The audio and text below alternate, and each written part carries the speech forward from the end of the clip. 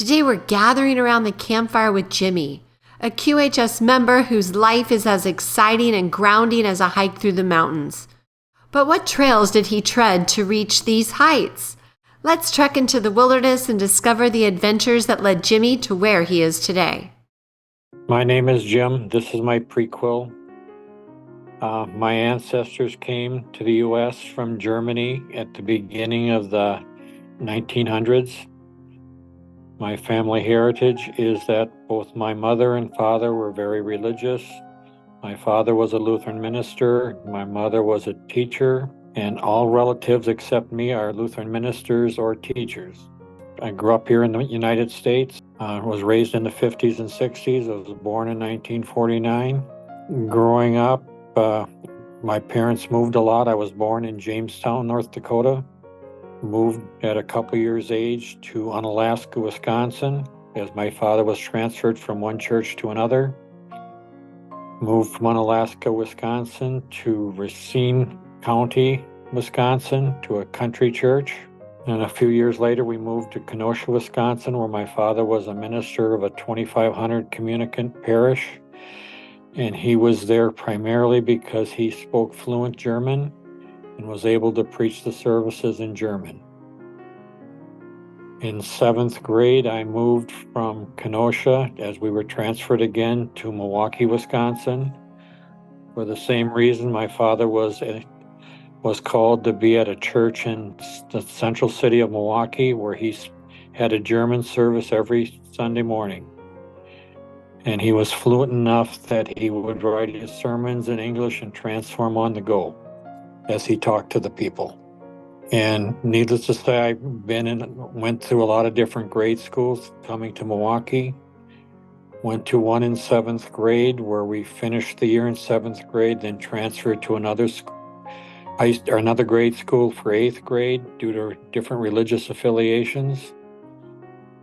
And after grade school, I went on to a Lutheran high school where after 4 years, I had enough credits to have graduated after 3 years, but I needed specific credits in languages in order to go to a Lutheran college.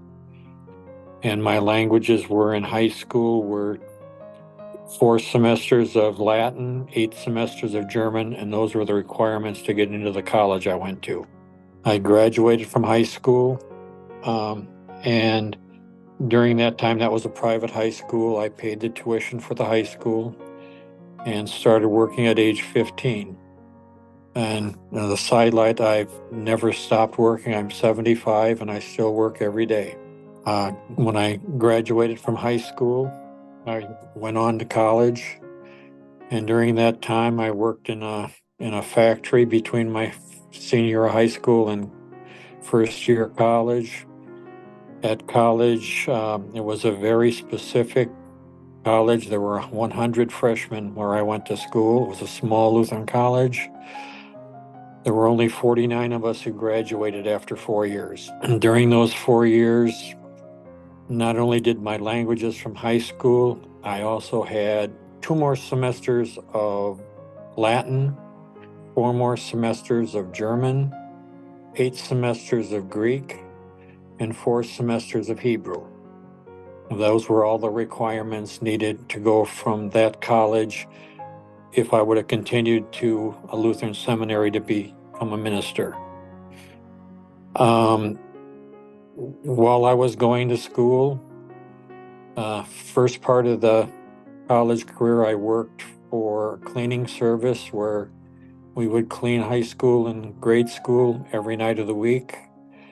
And after that, that was in the old days when you made $1 an hour, and that was a big deal. I then found out through a friend that I could get into a job at Wonder Bread Bakery in Milwaukee in a janitorial position. And so I was able to get in there and work the 3rd shift from 11 at night till 8 in the morning for that summer, cleaning machines. Then went back to school and decided that I could still keep working. So I would work every weekend while I was in college, every Saturday and Sunday in Milwaukee. and I was going to school in a little town of Watertown, which is about an hour from Milwaukee. Once I got into college, in my senior year of college, I was working an 8-hour shift on a Wednesday and 2 8-hour shifts Saturday and Sunday each week, plus doing a full credit load.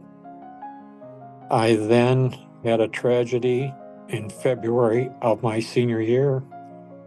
I was cleaning a machine and somebody turned the machine on with my arm in it. And my right arm was bent in half. And I had, emergency surgery to save my arm. And then I was in the hospital for 4 weeks. Between my first and second semester of college. I was able to have my arm put back together. The college I went to thought it would be best if I took the year over and skipped my senior year. I convinced them that I could still keep on going and learn to write left-handed. Made up all my classes, and was able to graduate in June of that year. I then decided that I wasn't going to be a minister, and decided to keep on working until the following December, when I went back to school at the University of Wisconsin in Milwaukee to get a business degree, which meant I had to take all the prerequisite courses for business in one semester. And then if I passed them, I would make it into the business school. What that meant was I had to take, my toughest subject was calculus, since I only had 2 years of high school math to take college calculus, which was one of the bound courses for the business school. The professor was good. I made it through that class. He passed me. And I discovered business school was pretty simple compared to the small, rigorous training I had with a very small college where your attendance was monitored daily, etc., etc. In business school, I decided that it was too easy going to the University of Wisconsin compared to where I came from. So I continued working loading trucks. I got my job back at the bakery, and I would go into work between 5 and 7 in the evening and work until all the semis were loaded in the middle of the night. And I did that while I was going to UWM. Took 18 plus credits a semester at UWM. Got all B's plus, and graduated from UWM in 1973. Unfortunately, at that time, there weren't a lot of jobs floating around in America. So I went back to working at the bakery full time until I was fortunate enough to went through a headhunter that got me an interview for a position at a large company in Evansville, Wisconsin.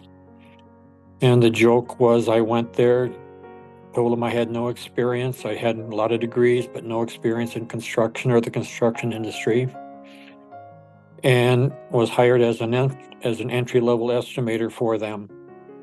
And I was unsure if that was the career path that I wanted. So I continued to keep my job at the bakery while I was working with my head 5 days in a row during the week. I would work till Friday night at 5, then I would drive back to Milwaukee and punch in at 7:30 and load trucks till early Saturday morning, and go back in at 11 Saturday night, another 8-hour shift, take a nap, and go back to work on Monday. And I did that up until I picked up the estimating part pretty quickly and was sent out to Boston for the company to work for a week at another facility. And at the end of the year, decided that it looked like it was a job that would be okay. And then I informed my Wonder Bread that I was going to give my 2-week notice because I was in the union. I was the highest ranking part-time employee in the plant.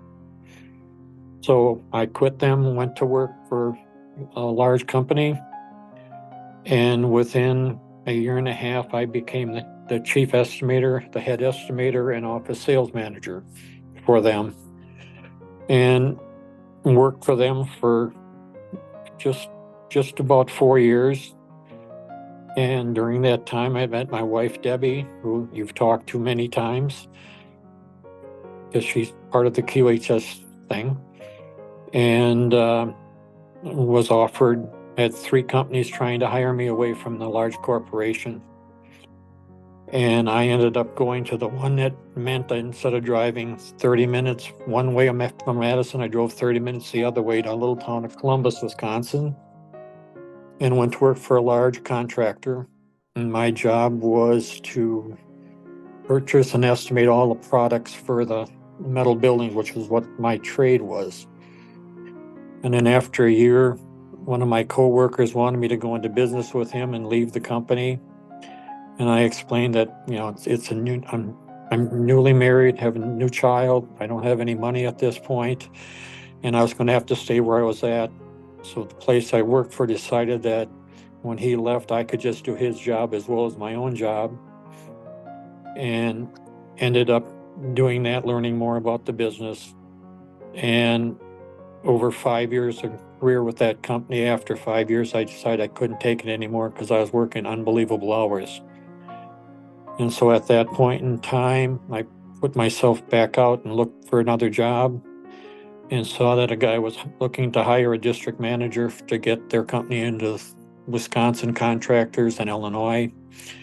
I knew him from a prior life and was hired and took the job for a company out of Nebraska, based in Madison, Wisconsin. After 9 months, one of my customers told me that he liked me, but he liked the company he was buying stuff from, and I should work for them. And they came out and recruited me, offered me a job. I turned them down. And the next day they came back and gave me a different offer. So I accepted the job. And my job was to get their product into the Chicago market, the Wisconsin market, etc. And I was able to do that quite well, so that within not quite 2 years, I was promoted from district manager to vice president of sales for 17 states of the U.S. and had a sales force underneath me in a large corporation. I also went to Canada to set up a dealer network in Canada and open an office outside Toronto, and worked for that company for 10 years. And during which time our family grew. We had 3 children. We were living in rural Iowa, in a little town of Mount Pleasant, Iowa. My wife, Debbie, was going to school at the University of Iowa, and unfortunately working for a large corporation, I traveled all the time. I was gone every week somewhere. And the kids were growing up, and we decided that somebody I knew from early on in my career kept pestering me about, I think you should try and come back to Milwaukee, where you're from, and run my company for me. So after much thought, on my 10-year anniversary with the large corporation, I gave them my resignation and told them I was going to be coming to Milwaukee to fix up a company that handles steel erection, like iron workers, for my partner at the time. And then we were going to start another company or shortly after that. And was able to do that, and was able to have all my employees from 10 years prior that had worked for me in a union company all come to work for me, which shows that I was well thought of by the crew. And at that point in time, I did that, and my partner and he retired in 2008. I'm still working in the company, working day by day. Don't miss a day, never missed a day during COVID. And been here 31 years with our company.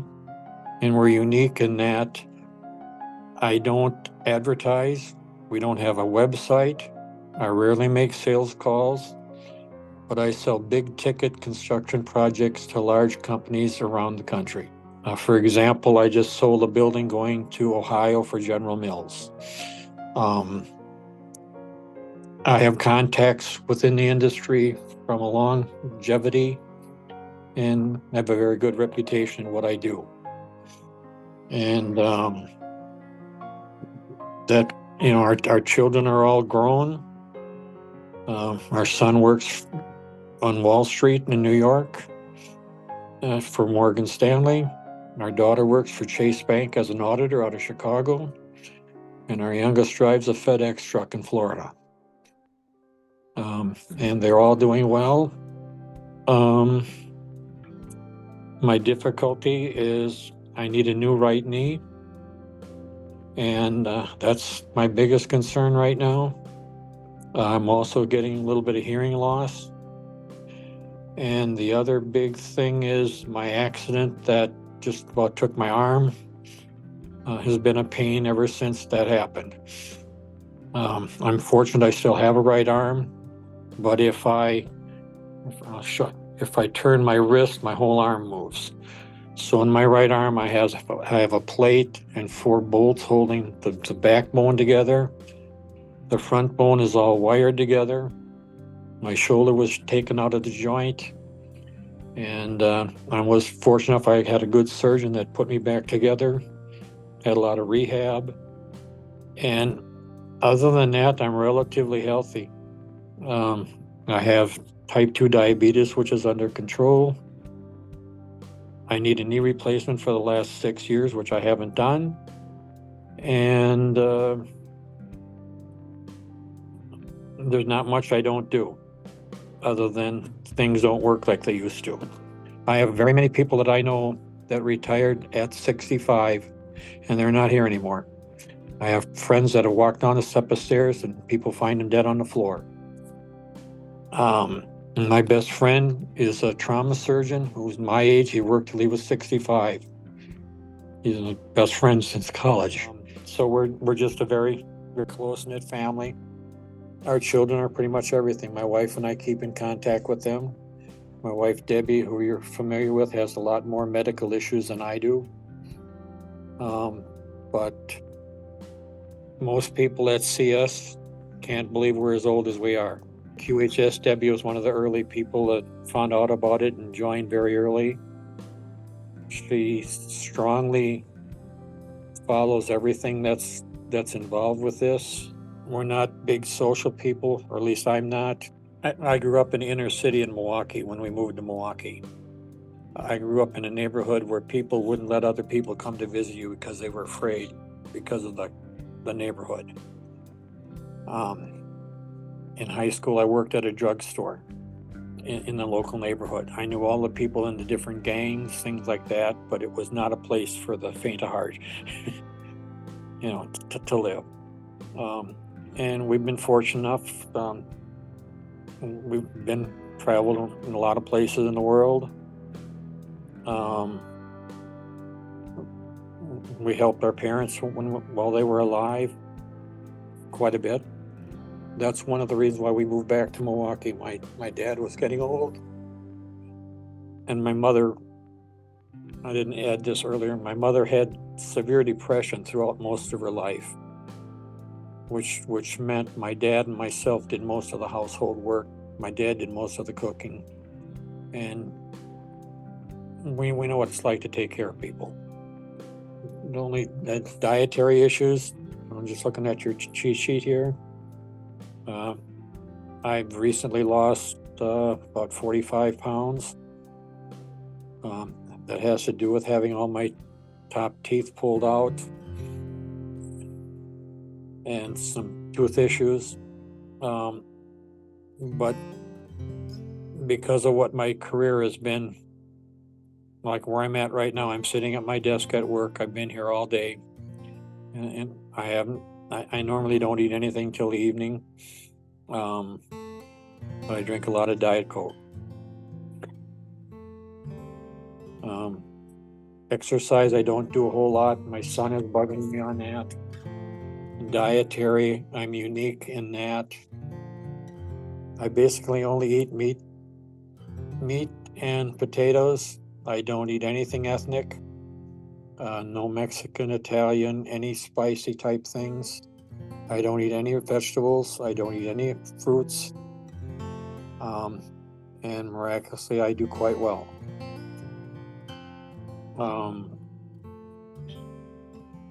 Traditionally, I go to a regular doctor, but it's twice a year, and it's for the Medicare official physical type things. And skills and abilities due to injury, illness. Well, I learned to write left-handed, and I was always told to use my head instead of my back. So, I'm fortunate I've been able to run a small business for 31 years that when I got here was 300 grand in the hole with about 10 employees ready to go under, and brought that up to 40 to 50 people, and was able to grow the business. So understand how all of that works, and understand the undertaking you guys have. And off the cuff, I realized that there have been a lot of optimistic things, progressive, that haven't always worked out with the realities of how life is going right now with supply chains, things like that. We're anxiously awaiting the V9 because my wife strongly believes in it and can't wait. I hope that it have some relief for my knee, because right now I've been sitting here for 45 minutes. I usually sit here for sometimes a couple hours at a crack. Getting up, it hurts. It hurts big time to walk. And I wear compression socks. I've been wearing compression socks for 20 years. And I had some type of injury, I don't remember what it was, where my one leg swelled up. And my friend, the doctor, said, wear them. And even if they say you don't need them, keep wearing them. You'll thank yourself later on in life. But I wear compression socks and a knee brace every day on my right leg. I'm looking forward to the V9 helping with hopefully just some of the minor aches and pains of getting old. And specifically on the knee, my wife thinks my teeth will grow back shortly. And a variety of things. It's the course is uncharted really yet, but I know everyone's hopeful that things are going to progress greatly. And look forward to working for and receiving our V9, and hope that really helps us quite a bit. Join us on the Prequel, where every story matters and every voice is heard. Because here at QHS, we're all about healing, learning, and growing together.